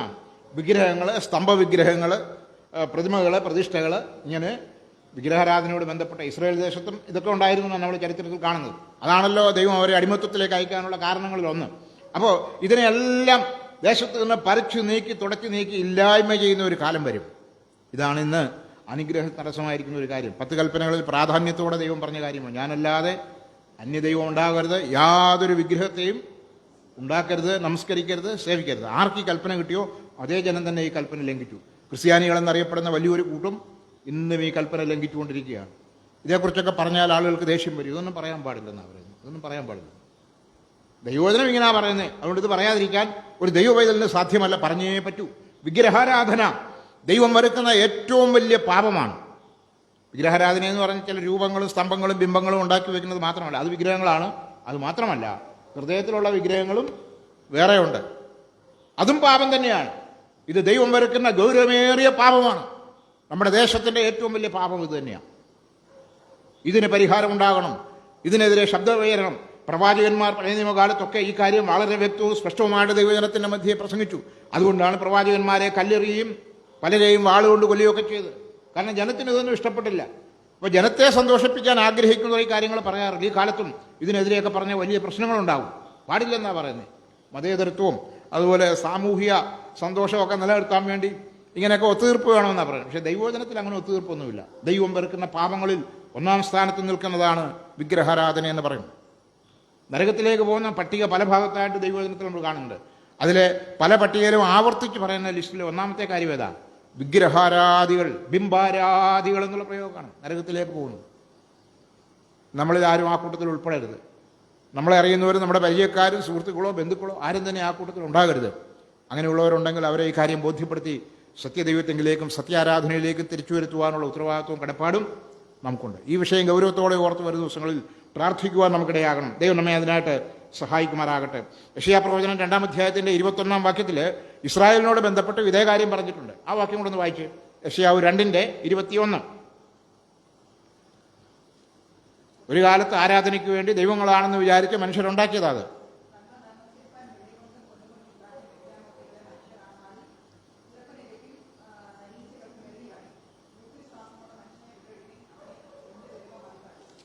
സഹോദരി ഇച്ചിരി ഉറക്കെ വായിക്കാമെങ്കിൽ ഇവിടെ വായിക്കാൻ വയ്യാത്ത ചിലർ ഇരിപ്പുണ്ടല്ലോ, അവർക്കൂടെ കേൾക്കാൻ പറ്റും. അപ്പോൾ ഇനി വായിക്കുമ്പോൾ ഇച്ചിരി വോളിയം കൂട്ടണം, കുഴപ്പമൊന്നുമില്ല, വളരെ നല്ലതാണ്. അപ്പോൾ അന്ന് എന്താ സംഭവിക്കാൻ പോകുന്നത്? വിഗ്രഹങ്ങളും മിഥ്യാമൂർത്തികളും സ്തംഭങ്ങളും ഒക്കെ വലിച്ചെറിയും. ദൈവമാണെന്ന് സങ്കല്പിച്ച് ഒരു കാലത്ത് ആരാധിക്കാൻ കൊണ്ടുവന്ന വസ്തുക്കളാണ്, അതൊക്കെ വലിച്ചെറിയും. ഇന്നും സത്യദൈവത്തെക്കുറിച്ചുള്ള പരിജ്ഞാനം ലഭിക്കുന്ന ധാരാളം പേര് അത് ചെയ്യുന്നുണ്ട്. ഞാനതിൻ്റെ സാക്ഷിയാണ്. അതിന് അരിച്ചീറിനും തുരപ്പനരിക്കും ഒക്കെ വിട്ടുകളയുമെന്ന് ഒരു കാലത്ത് വലിയ കാര്യമായിട്ട് കൊണ്ടു നടന്ന സംഗതികളാണ്. ഇതിനകത്തൊന്നും കഴമ്പില്ല, കാര്യമില്ല എന്ന് മനസ്സിലാകുമ്പോൾ, സുവിശേഷത്തിൻ്റെ പരിജ്ഞാനം ലഭിക്കുമ്പോൾ, നേരത്തെ നമ്മൾ വായിച്ചതുപോലെ ഈ ലോകത്തിൻ്റെ ദൈവം കുരുടാക്കിയ കണ്ണുകളിലേക്ക് യേശുക്രിസ്തുവിൻ്റെ സത്യസുവിശേഷത്തിൻ്റെ പ്രകാശം കടന്നു വരുമ്പോൾ, ആ വെളിച്ചം ലഭിച്ചു കഴിയുമ്പോൾ ഇതൊക്കെ എത്രയോ മ്ലേച്ഛമാണ്, മിഥ്യാമൂർത്തികളാണെന്നുള്ള തിരിച്ചറിവുണ്ടാവും. അപ്പോഴെന്ത് ചെയ്യും? അതിനെയെല്ലാം വലിച്ചെറിഞ്ഞ് കളയും. സത്യദൈവത്തെ ആരാധിക്കുവാനായിട്ട് ജനം മുന്നോട്ട് വരും. അപ്പോൾ ആ സാത്താനെ ബന്ധിക്കും, സാത്താന്യ ദൂതന്മാരെ ബന്ധിക്കും, സാത്താന്യ പ്രവൃത്തികൾക്ക് കാരണമായി തീരുന്ന വിഗ്രഹാരാധനയോട് ബന്ധപ്പെട്ട സകല സ്തംഭങ്ങളും ബിംബങ്ങളും എല്ലാം മാറ്റപ്പെടും. അതിൻ്റെ പിന്നാലെ മറ്റൊരു കുറ്റങ്ങൾ നടക്കും. ഇതെല്ലാം ഇല്ലാതായി കഴിഞ്ഞാലേ ഇതിൻ്റെ സർവീസ് നടത്തുന്ന ആളുകളുണ്ട്, ഇതിൻ്റെ ഏജന്റുമാർ, അല്ലെങ്കിൽ ഇതിൻ്റെ പണിയൊക്കെ ചെയ്യുന്ന ആളുകൾ, മതപരമായ കർമ്മങ്ങൾ ചെയ്യുന്നവർ, അവർക്കെന്തോ സംഭവിക്കും? അവരെ നീക്കിക്കളയും. അങ്ങനെയാണ് വചനത്തിൽ കാണുന്നത്. ആവർത്തന പുസ്തകത്തിൽ അത് ഇസ്രായേലിനോട് ദൈവം പറഞ്ഞത് ദൈവജനമെന്നുള്ളത് അവർ അതെല്ലാം നീക്കിക്കളയണമെന്ന്. ആ ഭാഗം ഒന്ന് വായിക്കാം നമുക്ക്. ആവർത്തന പുസ്തകം 18-ാം അധ്യായം 10 മുതൽ 12 വരെയുള്ള വാക്യങ്ങൾ. ദൈവകൽപ്പനകൾ ഗൗരവത്തോടെ ഇസ്രായേൽ കണക്കിലെടുക്കേണ്ടതായിരുന്നു. നമുക്കും അത് ബാധകമായ കാര്യങ്ങൾ തന്നെയാണ്. ആവർത്തന പുസ്തകം 18-ാം അധ്യായം 10 മുതൽ 12 വരെയുള്ള വാക്യങ്ങൾ ഒന്ന് നിർത്തി ഉറക്കെ വായിക്കുക. ആ, വേണമെങ്കിൽ എണ്ണിക്കോ, 1, 2 എണ്ണിക്കോ. ദൈവം വെറുക്കുന്ന ഏറ്റവും മ്ലേച്ഛമായ പാപങ്ങളാണ് അഗ്നിപ്രവേശം ചെയ്യിപ്പിക്കുന്നവർ എന്ന് പറഞ്ഞാൽ തീയിൽ കുഞ്ഞുങ്ങളെ ദഹിപ്പിക്കുക, ദേവീദേവന്മാർക്ക് വേണ്ടി, ദേവപ്രീതിക്ക് വേണ്ടി പൂജ നടത്തുന്നത്. അഗ്നിപ്രവേശനം എന്നാണ് അതിന് എഴുതിയിരിക്കുന്നത്. പഴയ മലയാളമാണ്. മകനെയോ മകളെയോ എന്ന് എഴുതി. അടുത്ത് പ്രശ്നക്കാരൻ. ഇന്നും ഉണ്ടല്ലോ ഈ പ്രശ്നക്കാരൻ. വഴക്കുണ്ടാക്കുന്നവരുടെ അർത്ഥമല്ല, എന്തെങ്കിലും പ്രശ്നങ്ങളൊക്കെ ഉണ്ട് അതിന് കാരണം കണ്ടുപിടിക്കാൻ അന്ധകാര ശക്തികളെ കൂട്ടുപിടിക്കുന്ന പരിപാടി. പിന്നെ ആ ആ അതെ എന്നിങ്ങനെയുള്ളവരെ നിങ്ങളുടെ ഇടയിൽ കാണരുത്. ഈ ലിസ്റ്റിൽപ്പെട്ട എല്ലാ ഗ്രൂപ്പിനെ കുറിച്ചും ഒരു സാമാന്യ ധാരണ നിങ്ങൾക്കുള്ള ഒരു വിശദീകരണത്തിന് ഞാൻ ശ്രമിക്കുന്നില്ല. ഇതെല്ലാം നമ്മുടെ നാട്ടിലുള്ളതല്ലേ, നമ്മുടെ ദേശത്ത്. ഇതിൻ്റെ ബഹളമായിപ്പോൾ ഇല്ലയോ? തിരിച്ചും മറിച്ച് യൂട്യൂബ് വരെ ആയിപ്പോൾ വന്നിരിക്കുന്നത്. എനിക്ക് തോന്നുന്നു നോക്കാൻ അറിയത്തില്ല, ഞാൻ നോക്കാറുമില്ല. അതെല്ലാം പിള്ളേരൊക്കെ പറഞ്ഞു കേട്ടുള്ള അറിവാണ്. ഇത് എവിടെ വേണേലും ഉണ്ട്, സോഷ്യൽ മീഡിയയിലൊക്കെ ഉണ്ട്. അങ്ങനത്തെ ഒരു കാലത്താണ് നമ്മൾ ജീവിക്കുന്നത്. ആ ലിസ്റ്റ് ഒന്നുകൂടെ ഒന്ന് വായിച്ചു നോക്കിയേ. വായിക്കണ്ട, മനസ്സിലാക്കാൻ നിങ്ങൾ ആ ഭാഗം നോട്ട് ചെയ്യണം. വീട്ടിൽ ചെന്നിട്ട് ആവർത്തി ഇത് വായിക്കണം. ഇതിൽപ്പെട്ട ഏതെങ്കിലും ഒന്ന് നമ്മളോട് ബന്ധമുള്ളത് വല്ലതും ഉണ്ടോ എന്നൊന്ന് ചെക്ക് ചെയ്യണം കേട്ടോ. സാരമില്ലെന്നൊന്നും വിചാരിക്കരുത്. പരസ്യമായിട്ട് പറയാൻ ബുദ്ധിമുട്ടുള്ള കാര്യമായിരിക്കും. അതുകൊണ്ട് പരസ്യമായിട്ടൊന്നും പറയണ്ട. വീട്ടിൽ ചെന്ന് രഹസ്യമായിട്ട് ഈ വാക്യം എടുത്ത് വായിച്ചിട്ട് ഇതിലേതേലും എന്നോടോ എൻ്റെ കുടുംബത്തോടോ എൻ്റെ ബന്ധുക്കളോടോ ബന്ധമുള്ളത് വല്ലതും ഉണ്ടോ എന്ന് തിരിച്ചറിഞ്ഞിട്ട് ഉണ്ടെന്ന് തോന്നുകയാണെങ്കിൽ സ്റ്റോപ്പ് ഇട്ടോണം. അതിൻ്റെ ബാക്കി വായിക്കുക സഹോദരൻ. ഇപ്പോൾ വായിച്ചതിൻ്റെ അടുത്ത ഭാഗം. ഈ കാര്യങ്ങൾ ചെയ്യുന്നവനെല്ലാം യഹോവയ്ക്ക് വെറുപ്പാകുന്നു. മനസ്സിലായല്ലോ? അടുത്തത്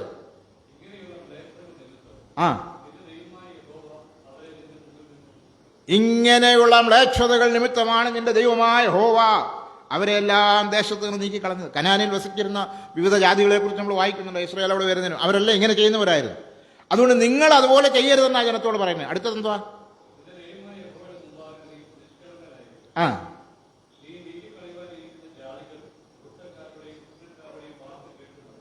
മതി. അപ്പോൾ ഈ ഭാഗത്ത് നമ്മൾ ആ ലിസ്റ്റ് ഒന്നുകൂടെ ചെക്ക് ചെയ്യണം. ഇതൊക്കെ ദൈവത്തിന് വെറുപ്പായ കാര്യങ്ങളാണ്. നമ്മളങ്ങനെ ചെയ്യരുത്. നിന്റെ ദൈവമായ യഹോവയുടെ മുമ്പാകെ നീ നിഷ്കളങ്കനായിരിക്കണം. ദൈവം വെറുക്കുന്ന യാതൊരു പ്രവൃത്തിയും ഉണ്ടാകരുത്. 1000 ആണ്ട് വാഴ്ചയ്ക്ക് മുമ്പായിട്ട് ഈ പറഞ്ഞ ഗ്രൂപ്പിനെ എല്ലാം നിഷ്കാസനം ചെയ്യും. അന്ന് വിഗ്രഹമില്ല, പൂജാരിയും ഇല്ല. കാര്യത്തിൻ്റെ വ്യത്യാസം കണ്ടോ? എത്ര വലിയ മാറ്റമാണ് ഈ ഭൂമണ്ഡലത്തിൽ സംഭവിക്കാൻ. ഇതേ ഭൂമിയിലെ കാര്യം കേട്ടോ, വേറെ രാജ്യത്തെങ്ങുമല്ല. ഇവിടെ ഇതേ നാട്ടിൽ, ഈ രാജ്യത്ത്, ഈ ഭൂമിയിൽ സംഭവിക്കാൻ പോവുക. രാജ്യാതിർത്തികളൊന്നും ഉണ്ടായിരിക്കത്തില്ല. ഈ ഭൂമി മൊത്തത്തിൽ നമ്മുടെ കർത്താവിൻ്റെ അധികാര പരിധിയിലേക്കും ഭരണത്തിലേക്കും വരികയാണ്. പ്രവചനങ്ങളെ നമ്മൾ വായിക്കുന്നത് പ്രത്യേകിച്ച് ദാനിയേൽ പ്രവചനത്തിൽ 4 ലോക സാമ്രാജ്യങ്ങളെക്കുറിച്ച്. ആ 4 ലോക സാമ്രാജ്യങ്ങളുടെ ഒടുവിൽ 5-ാമതായിട്ടൊരു രാജ്യം സ്ഥാപിതമാകുമെന്ന് വായിക്കുന്നു. അതാണ് ദൈവരാജ്യം. ആ രാജ്യത്തെക്കുറിച്ച് 2:44 ദാനിയേൽ പ്രവാചകൻ എഴുതിയിരിക്കുന്ന ഈ രാജാക്കന്മാരുടെ കാലത്ത് സ്വർഗസ്ഥനായ ദൈവം ഒരു നാളും നശിച്ചു പോകാത്ത ഒരു രാജ്യം സ്ഥാപിക്കും. ആ രാജ്യം എന്നേക്കും നിലനിൽക്കും. ആ അധികാരം മറ്റൊരു ജാതിക്കും ജനത്തിനും ഏൽപ്പിച്ചു കൊടുക്കുകയില്ല. അത്യുന്നതനായവൻ്റെ വിശുദ്ധന്മാർ രാജ്യത്വം പ്രാപിക്കുമെന്ന് വീണ്ടും ആ പുസ്തകത്തിൽ നമ്മൾ വായിക്കുന്നുണ്ട്. അപ്പോൾ രാജാതിരാജാവായി കർത്താതികർത്താവായ യേശു ക്രിസ്തു ഭൂമിയിലേക്ക് വന്ന് ഭൂമിയെ നീതിയോടെ ഭരിക്കുന്ന ഒരു കാലം ഉണ്ട്. അന്ന് ആ കാലത്തിന് മുമ്പായിട്ട് ചെയ്യുന്ന ക്രമീകരണങ്ങളെക്കുറിച്ചാണ് നമ്മളിപ്പോൾ വായിച്ചത്. ഒരു കാര്യം കൂടെ സംഭവിച്ചിട്ടാണ് 1000 ആണ്ട് വാഴ്ച ആരംഭിക്കുന്നത്. അത് മത്തായിയുടെ സുവിശേഷത്തില്ല. 2-3 വാക്യങ്ങൾ അത് പറഞ്ഞ് നമുക്ക് അവസാനിപ്പിക്കാം. മത്തായിയുടെ സുവിശേഷം 25-ാം അധ്യായം അതിൻ്റെ 31 മുതൽ 46 വരെയുള്ള വാക്യങ്ങൾ എല്ലാം വായിക്കേണ്ട. 2-3 വാക്യങ്ങൾ മാത്രം വായിച്ചു.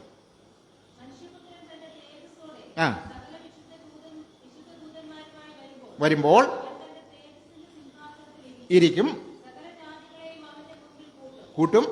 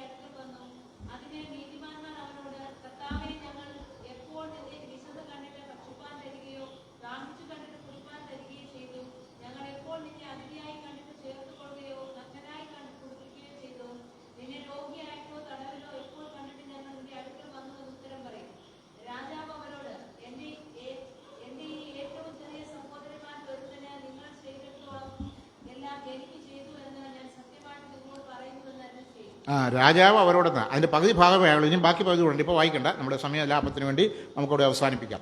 അനന്തരം നമ്മുടെ കർത്താവിൻ്റെ ആ മഹത്വ പ്രത്യക്ഷതയിൽ മുമ്പ് പറഞ്ഞ കാര്യങ്ങളൊക്കെ സംഭവിച്ച ശേഷം നടക്കാൻ പോകുന്ന കാര്യമാണ്. തേജസ്സിൻ്റെ സിംഹാസനത്തിൽ മനുഷ്യപുത്രൻ ഇരുന്ന് ചുറ്റുപാടുമുള്ള ജാതികളെയെല്ലാം വിളിച്ചു കൂട്ടും. മഹോദരകാലത്തിൻ്റെ ഒടുവിൽ നടക്കാൻ പോകുന്ന കാര്യമാണ്. ഹർമഗദ്ദോനിലെ മഹായുദ്ധത്തിന് ശേഷമായിട്ട് യഹോശാഫാത്ത് താഴ്വരയിൽ വലിയ ഒരു കൂട്ടം ജനം, അതായത് ഇവിടെ ഈ ഭാഗം പഠിക്കുമ്പോൾ നമുക്ക് 3 വിഭാഗത്തെ കാണാം. വലത്തുള്ളവർ, ഇടത്തുള്ളവർ, അത് രണ്ടും അല്ലാതെ എൻ്റെ ഈ ചെറിയ സഹോദരന്മാരെന്ന് പറയുന്ന മറ്റൊരു കൂട്ടം. ആ ചെറിയ സഹോദരന്മാരെന്ന് കർത്താവ് പറഞ്ഞിരിക്കുന്നത് യഹൂദ ജനത്തെക്കുറിച്ചാണ്, ഇസ്രായേലിയരെ കുറിച്ചാണ്. മഹോദരവത്തിൻ്റെ ഒടുവിൽ ജീവനോടെ ശേഷിക്കുന്ന ഇസ്രായേലിയർ. വലത്തുള്ളവരെന്ന് പറഞ്ഞവർ അവരെ സഹായിച്ചവർ, പീഡനകാലത്തെ വലിയ കഷ്ടതയുടെ മധ്യത്തിൽ അവരെ സഹായിച്ചവർ. വെളിപ്പാടിൻ്റെ 6 മുതൽ 19 വരെയുള്ള 18 വരെയുള്ള അധ്യായങ്ങളിൽ ഈ സംഭവങ്ങളുടെ വലിയ നീണ്ട പരമ്പര നമുക്ക് കാണാം. അതിൻ്റെ ക്ലൈമാക്സിൽ നടക്കുന്ന കാര്യമായിട്ടാണ് ഇവിടെ എഴുതിയിരിക്കുന്നത്. ഇടത്തുള്ളവരെന്ന് പറയുന്നത് ഈ ഭയങ്കരമായ കഷ്ടകാലത്ത്, മഹാപീഡന കാലത്ത് ഇസ്രായേലിയരെ വളരെ ബദ്ധപ്പാടിൽ ഭക്ഷണത്തിന് വേണ്ടിയും പാർപ്പിടത്തിന് വേണ്ടിയും വസ്ത്രത്തിന് വേണ്ടിയും അനവധി ആവശ്യങ്ങൾക്ക് വേണ്ടിയൊക്കെ ഓടി അലന്ന് കഷ്ടപ്പെട്ട നാളത്തിൽ അവരെ സഹായിക്കാതിരുന്നവരും അവർക്ക് ദോഷം പ്രവർത്തിച്ചവരുമായ ആളുകൾ. അങ്ങനെ രണ്ടായിട്ട് ഇസ്രായേൽ രാജ്യത്തിൻ്റെ ചുറ്റുപാടുമുള്ള ജാതികളെ തിരിക്കുകയാണ്. ഇന്നത്തെ മിഡിൽ ഈസ്റ്റ് തന്നെയാണ്, പേർഷ്യൻ ഗൾഫ് എന്ന് പറയുന്ന ഇന്നത്തെ മിഡിൽ ഈസ്റ്റ്. അതിനോട് സറണ്ടർ ചെയ്ത് കിടക്കുന്ന രാജ്യങ്ങളെല്ലാമാണ് ഈ കൂട്ടത്തിൽ വരുന്നത്. നമ്മുടെ കേരളക്കാർ തന്നെ മിക്കവാറും ഈ എല്ലാ രാജ്യത്തും ഇപ്പോഴും ഉണ്ട്. എന്നാൽ ഉൽപ്രാവണത്തിന് ശേഷം കാര്യങ്ങൾക്കൊക്കെ വ്യത്യാസം വരും. ആ ചുറ്റുപാടുമുള്ള സകല ജാതികളെയും, ഇസ്രായേൽ രാജ്യത്തിന് ചുറ്റുമുള്ള സകല ജാതികളെയും കൂട്ടിവരുത്തുമെന്ന വായിക്കും. രണ്ടായിട്ട് വേർതിരിക്കും, വലത്തും ഇടത്തുമുള്ളവരെ.